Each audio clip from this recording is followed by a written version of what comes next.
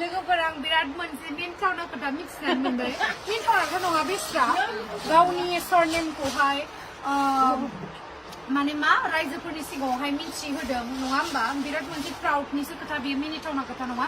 नै बेनो जाहैबाय बसुमतारी दख'ना आं बेखायनोथ' नागिरदों आंनि दैमारि ब्रेन्डनि दख'नायालाय बोरैथो दङ नामा आब' दैमारिया ओंखारथ'वाखै जेबो नङा एबार दैमारि बिथाङानो दैमारि ब्रेन्डनि दिहुननांसिगोन नङाबा जानाय नंला जोंनि दैमारियाबो खम नङाना लोगोफोर थ' बेयो बसुमतारी दख'नानो आं दिनैसो मिथिदों आरो मिथियाखैमोन सिगाङाव खिन्थु मोजाङानो दै आलदा कालार मोनसे हरदोलाय नायनो